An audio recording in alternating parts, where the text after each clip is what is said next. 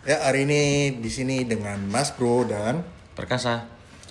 kita di sini di Mas Bro yang perkasa. Oke. Good. Good.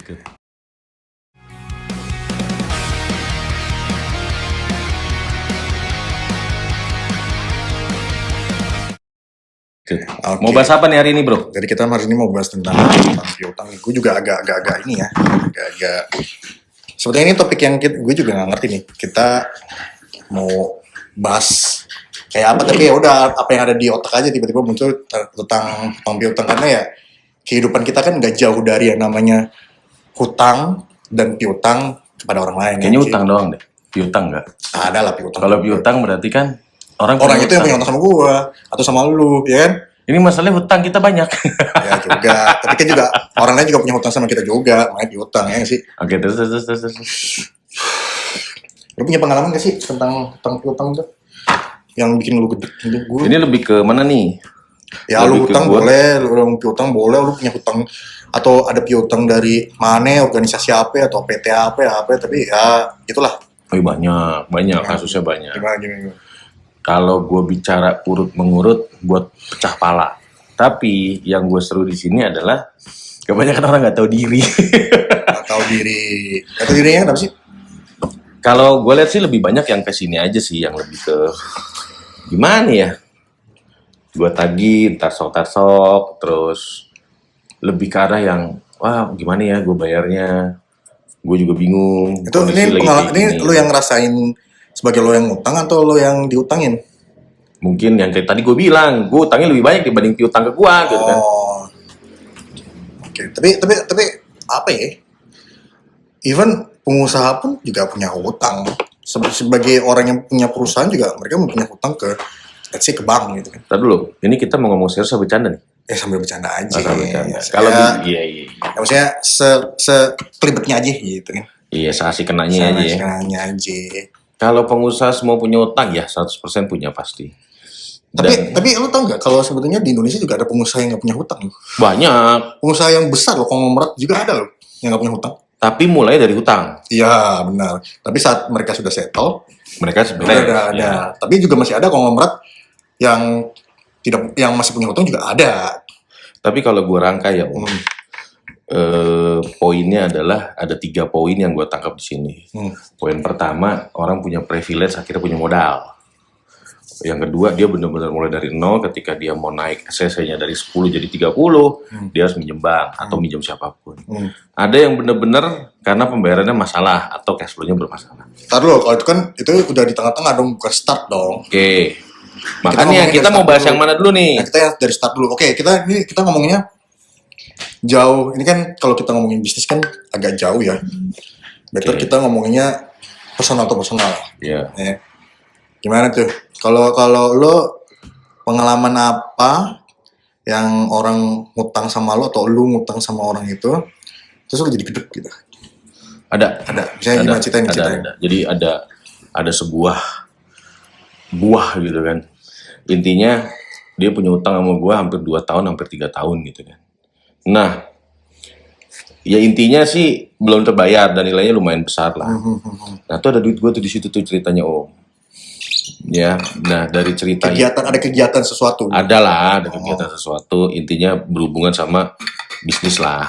Oke. Nah, tapi lo akhirnya utang itu dari personal ke personal, tapi untuk melakukan kegiatan itu gitu kan. Iya. Ya, oke. Intinya gini Om. Lu jangan ngerasa lu punya usaha yang maju atau lu punya duit yang besar. Lu jangan ngerasa begitu. Lu harus merasa jadi orang yang biasa aja. Kenapa? Karena yang gue takutin, yang gue alami nih ya, pengalaman gue nih. Kebanyakan tuh orang banyak duit, orangnya baik, malah lebih cenderung disalahgunakan sih kalau gue lihat Om. Itu lo ceritain masalah gue. Ya juga sih, gak juga. ya itulah, pernah ada masa-masa seperti itu. Cuman ya benar sih, malah jangan terlalu nunjukin kalau kita punya ya. Kalau enggak ya jadi dimanfaatin kayak tenang ada si bro ini yang bayarin ya kan, kayak gitu kan, atau si cash ini yang bayarin ya kan. Sebenarnya lu mau punya duit banyak, lu nggak mau punya duit banyak, lu mau nunjukin lu siapa, ya nggak masalah. Tapi resikonya satu, ribet jadi orang baik. mendingan kita jadi jahat aja. Nggak gitu juga sih. Poinnya emang nggak gitu sih. Ya. Kalau kita baik itu, ya kita baik juga kita mungkin filter kali ya. Maksudnya dalam arti kita baik kepada seseorang atau kepada individu yang memang sangat-sangat membutuhkan gitu kan. Filter aja cepet kotor kalau nggak dibersihin. Ya. Jadi gimana nih? Jadi udah loss aja. Ya kan gak gitu juga. Iya, lebih ke mana ya? Gue sebenarnya kalau udah masalah bahas utang piutang gini Mas Bro ya, kadang gue kadernya begini. Gue kalau misalnya kita bahas takut banyak yang kesinggung, padahal kita tidak menyebutkan siapapun. Tapi kalau misalnya kita nggak bahas ya kita dongkol dalam hati. Ya paling solusinya ya udah nikmatin aja sambil pelan-pelan kita tagih. Kalau nggak dapet ya udah gigit jari. Ya mau gimana lagi, itu poinnya di situ. Iya sih, benar juga. Cuman at least kita pun meskipun kita sedang ada hutang ataupun ada orang yang piutang sama kita belum dibayar pun ya, at least kita masih bisa hidup kan itu ya. Oke. Jadi poinnya kita melebar banget nih.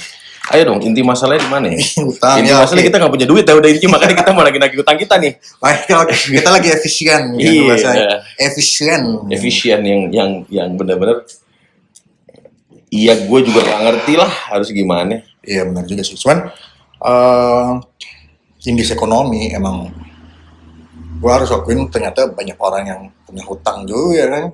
Kalau misalnya lo baca threads itu orang-orang yang punya hutang tuh banyak loh yang bercerita tentang punya hutang di sini, hutang di situ, pinjol sini, pinjol situ ya. Ya case gue pun ada orang yang punya hutang sama gue juga ada hutang sama bagian lah ya. Cuman ya gimana, kadang-kadang di kondisi yang saat ini tuh ternyata di fase yang lagi agak berat itu membuat kita jadi harus berpikir memutar otak lah ya. Gimana caranya supaya udahlah gue harus ngutamain yang mana kayak ini sih. Anjir, saham gue oke juga. Ya. Tapi saham lagi bagus ya. Iya, enggak, kita nggak usah bahas saham, nanti kita lari ke saham itu the next part aja deh. Kalau bicara ekonomi susah, ekonomi sulit, gue Bagus ya? iya. Oke. Gue bilang lagi enggak. Kenapa gue bilang enggak? Ya poinnya ada juga yang masih makan. Ada juga transaksi ekonomi dan lain sebagainya. Bahkan kalau Mas Bro mau tahu, itu cara orang berinvestasi, cara orang men-save uangnya makin besar. Saya nggak makin besar. Misalnya? Contoh nih salah satunya nih di dunia investasi lah. Itu meningkat loh. Orang invest. Yes. Oh gitu. Yang dulu mungkin di under 2018, 2020 lah, kita nggak usah terlalu jauh. Itu mungkin 9, 8 sampai until 10 juta orang yang main di investasi. Sekarang kabarnya pertumbuhan growth-nya itu sudah 150%. Berarti kira-kira sekitar 25 juta. Apa yang menyebabkan orang-orang jadi invest? Balik- Kayak saham gitu. Balik lagi. Atau ini cuma saham doang atau ada emas kah atau mungkin ada yang apa? Balik lagi ke hutang piutang ya.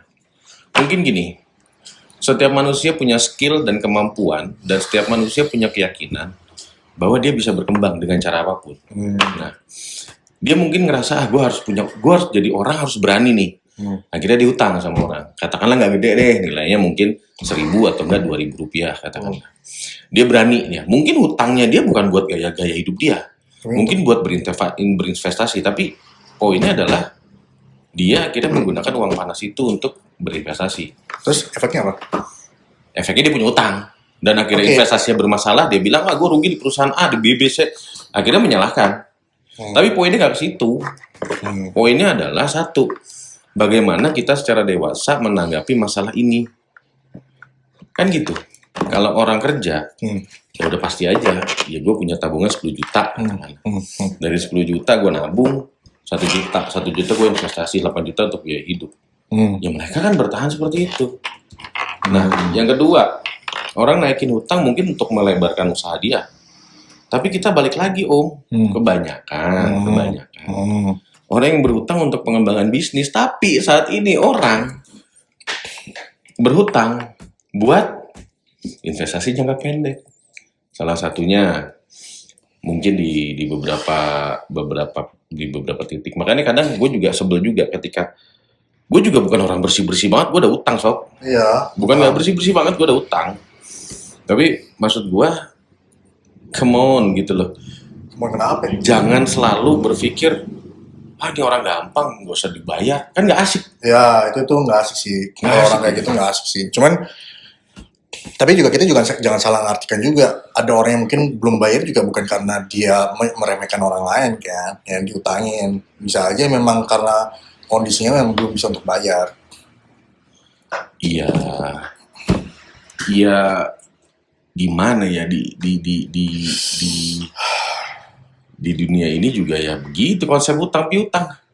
Ya, ya. Makanya jadi harus gimana dong nyikapinnya? Ya kakak kalau gue bilang, kalau gue nyikapin utang mah susah juga. Gue nggak bisa komen lebih dalam. Yang gue takutin gue ngomong A, orang B ngomong nggak suka, orang C ngomong nggak suka. Ya lebih baik lebih tepatnya gini aja om. Udahlah bismillah aja deh pusing pala. Gitu. Iya kalau case gue kan juga ada orang yang utang sama gue. Memang akhirnya at the end dia membayar secara cicil ya. Ya sempat dari awal ngutang sampai akhirnya mulai cicilan pertama pun sempat tertunda tuh agak lama ya. Memang ternyata hutang piutang ini juga ini efek yang mempengaruhi ke relation ya. Pertama keamanan lah. Jadi dengan hutang itu karena di saat kondisi mungkin gue lagi butuh, let's say orang itu nggak bisa bayar dan hubungan jadi nggak baik. Nah kadang itu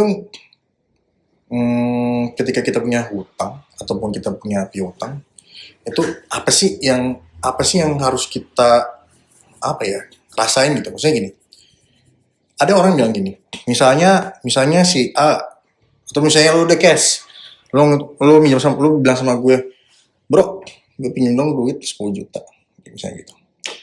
Sorry nih bro, sorry nih cash, gue punyanya cuma 1 juta. Gue paham maksudnya. Nah, ada orang bilang lu kasih pinjem duit dan dimana lu harus ikhlas kalau misalnya itu nggak balik. Nah menurut lu itu baik gak sih? Iya. Menurut gue kayak tetap aja itu apa ya? Gue ngeliat poinnya ada gini ya, poin orang minjemin utang atau yang mau utang itu ada sebenarnya ada poin 3 sebenarnya gue pahami. Yang pertama,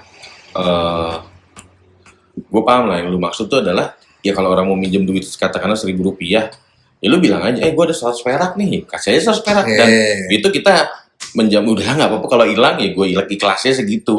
Nah tapi yang banyak orang salah gunakan akhirnya gini, anggap aja gue ngamal ke orang lain. Salah. Jadi menurut gua orang amal itu di tempat yang tepat gitu ya.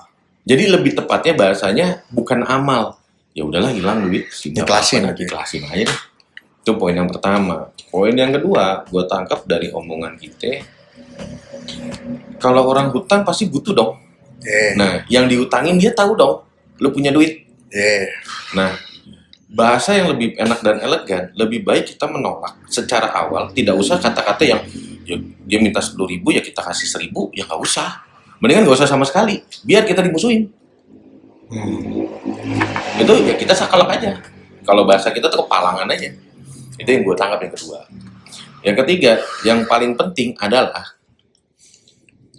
kita kalau mau minjemin, kita harus tahu orangnya seperti apa. Kalau memang orang yang nggak bisa balikin, ini pahit-pahitan nih, pahit-pahitan. Lu minjem di bank aja pakai bunga, ayo kita sendiri-sendiri pakai bunga, mau nggak?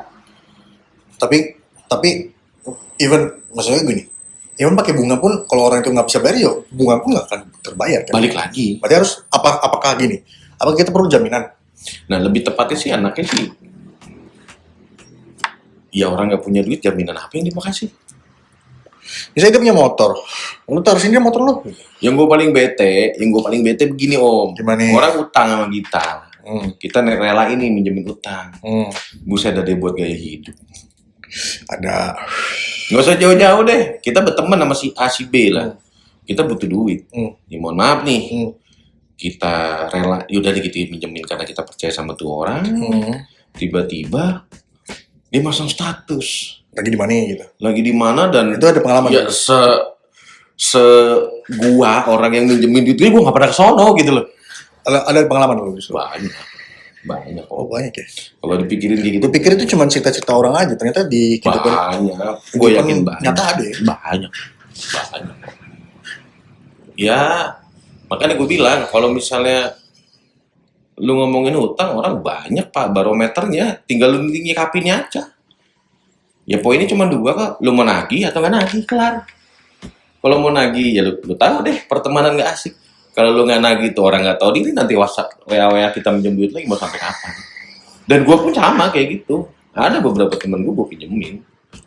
Tapi insya Allah gue balikin walaupun ya dicicil ya alhamdulillah gue balikin walaupun ada yang belum lunas saat ini udah ada. Tapi dalam diri kita tuh ditanamin sifat komitmen dulu. Kalau kita nggak komit, ya sorry nggak akan sampai kapan. Tapi konsep kalau hutang dibawa sampai mati itu benar juga. Bener kok. Jadi kalau misalnya kita nggak lunasin ya itu hutang akan dibawa sampai mati. Logikanya begini begini deh logika simpelnya gini.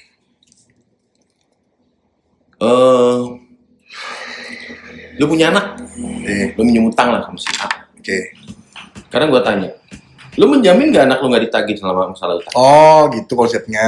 Jadi akan dibawa sampai keturunannya juga gitu. Minimal, oke katakanlah dia tidak akan mengingat hutang. Tapi poin yang paling bener-bener lu harus pikirin satu hal. Pasti nggak ada omongan-omongan yang kayak, dulu tuh ya bapak lu tuh minjem utang sama gue sekian-sekian belum bayar sampai sekarang. Ada. Lu ada jaminan itu tidak akan keluar dari mulutnya nggak? Nggak mungkin, Nah, ya pasti sudah, akan selesai. terjadi. Itu yang kalau gua tangkap konsep utang dibawa mati. Oh. Walaupun anak orangnya itu tidak akan ditagih, yang ditagih yang terus nih. Poinnya seperti itu.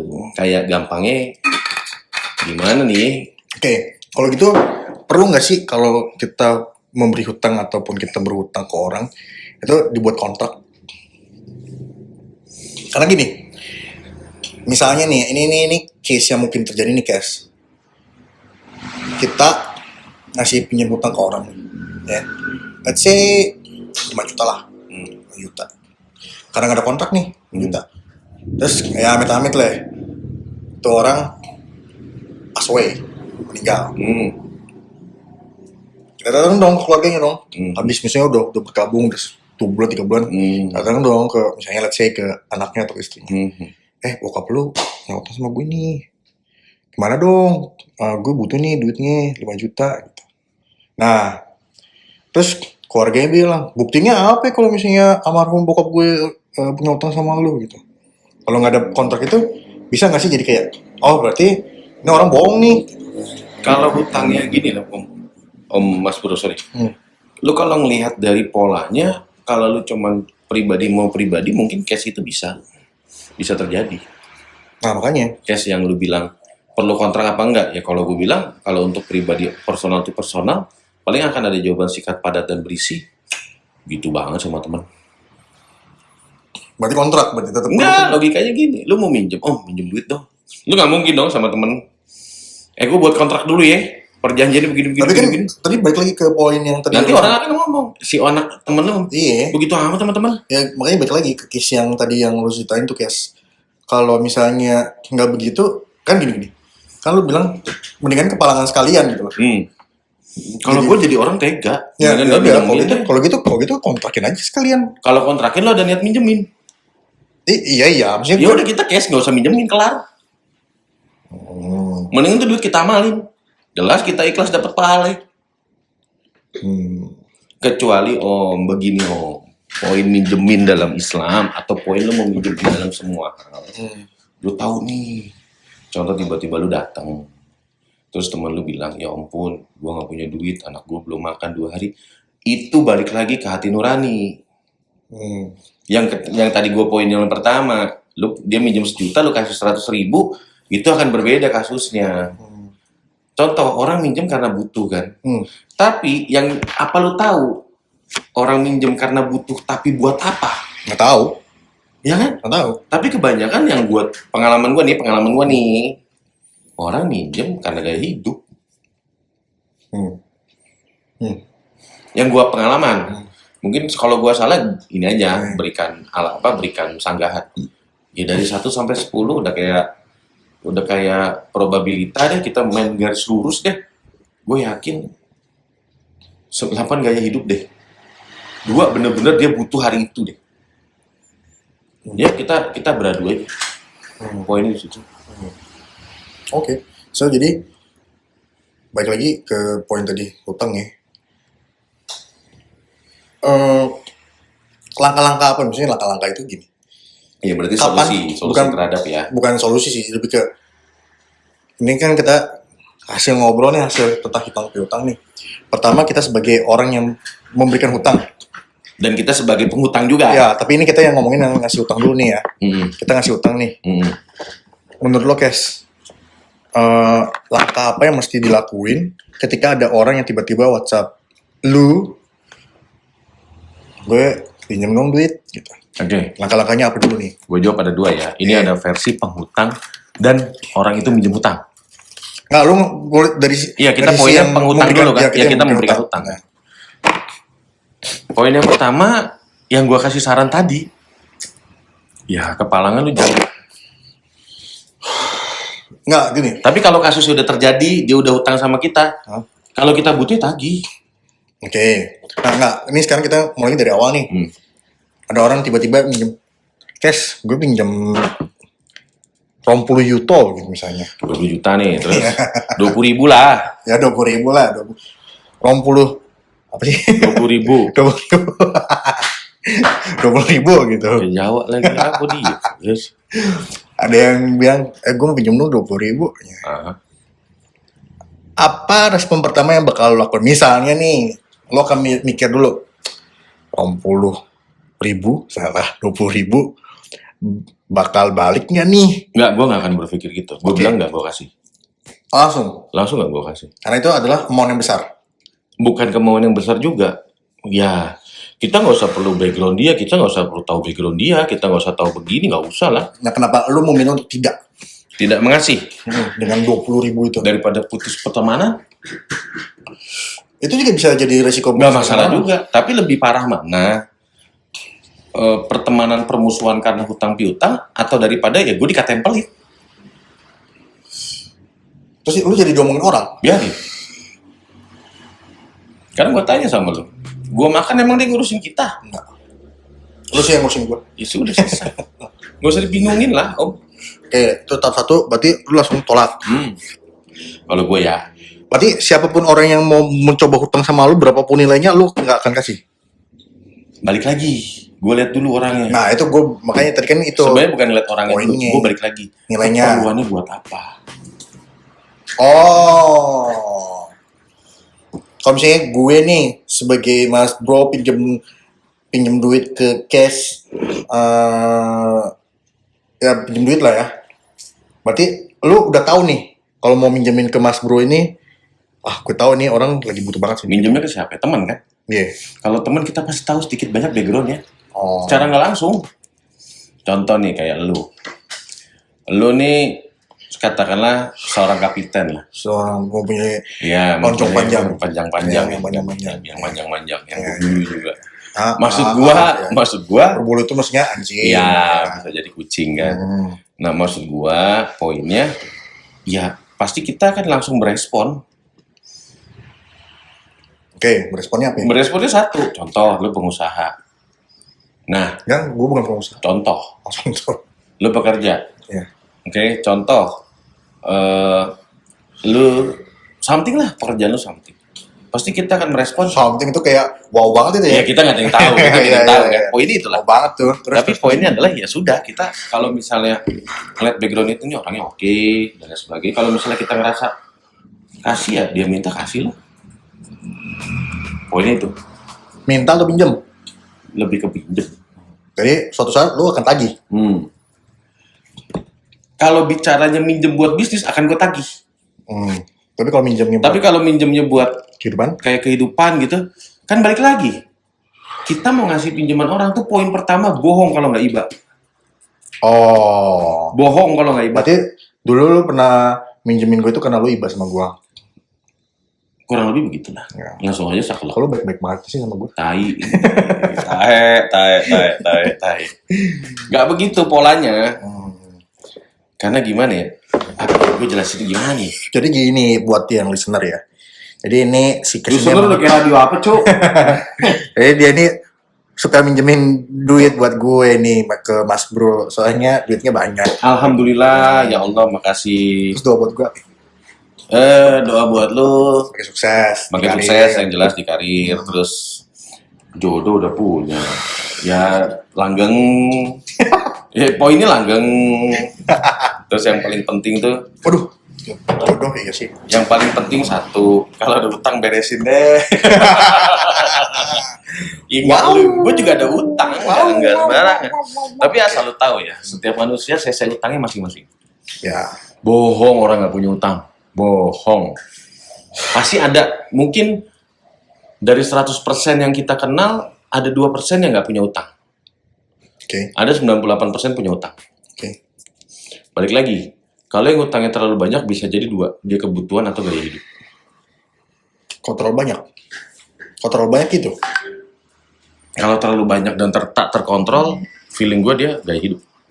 Hmm.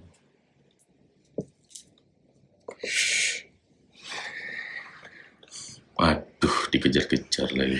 Aduh.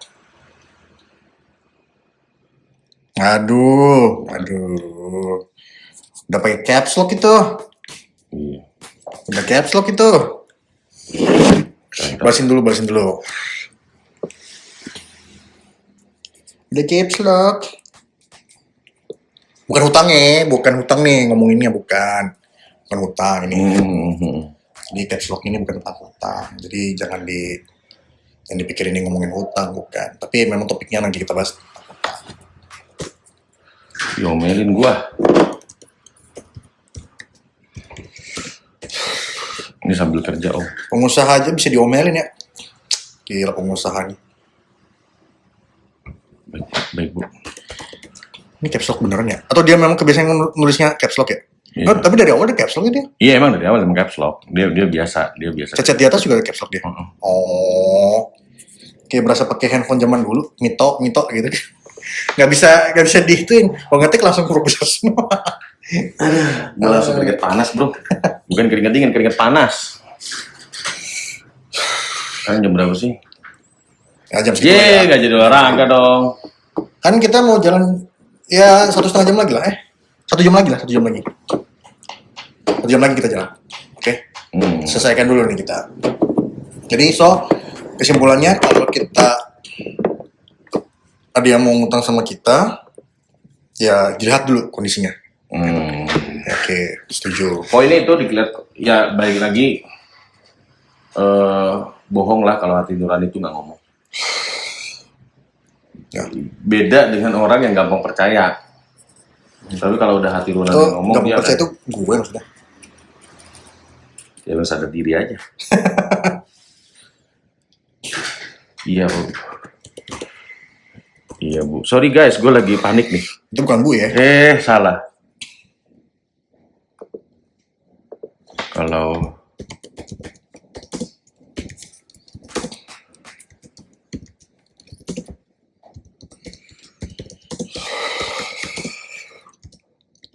Panjang urusan.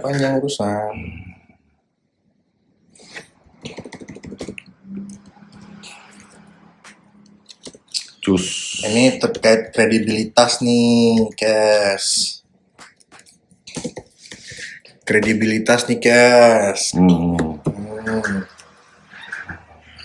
Perusahaan lo gimana nanti kredibilitasnya? Wih, langsung mengetik, bro. Gimana tuh, Kes? Wah, minta today. Minta today.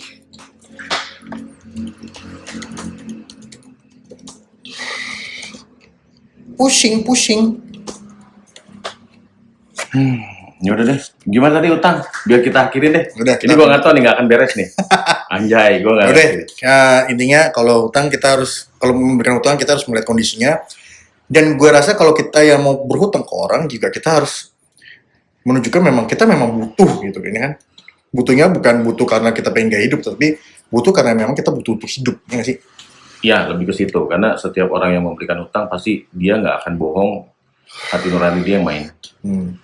Dan bukan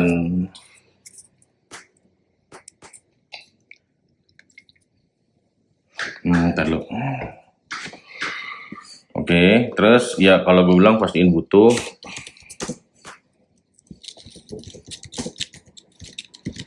Kalau kita yang utang,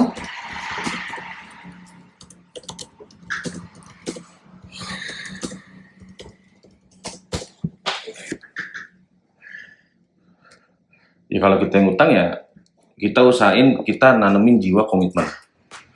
Kita jangan ngindar, kita hadepin, kita ngomong apa adanya kondisi kita. Kalau memang ada duit 200.000 kita bayar, 100.000 ya kita bayar. Intinya tunjukin etikat baik sama yang punya utang, yang pernah memberikan ngutangin kita utang. ya. Oke. Karena gue yakin orang yang punya utang tuh kayak dia pasti dia mengorbankan penghasilan dia sedikit untuk Membayar. memberikan kita hutang. Oh, Dan dia rela. ke pemberi yang memberikan utang ya. Oke. Dan dia rela banget untuk kasih itu. Oke, itu aja dulu ya. Oke. Gue tiba-tiba panik, nanti kapan-kapan kita coba Bahas lagi yang lain tentang ya. incredibility, terus apa lagi Om? Kredibilitas apa ya, banyak lah Banyak kita pokoknya bahas topik tentang kehidupan kita ya. ya. Terus juga Yang nanti kita sedang juga, hadapi juga ya kan. yang jelas jangan lupa subscribe dan komen. Like, Gue Prakasa, sorry gue selalu tipe terus. dan gue Mas Bro, kita di Mas Bro yang perkasa. Mas Bro yang perkasa. Sorry, gue lagi tau jet lag kayak gue tau stuck gitu kan. Oke. Sorry ya, Bro. Thank Thank you.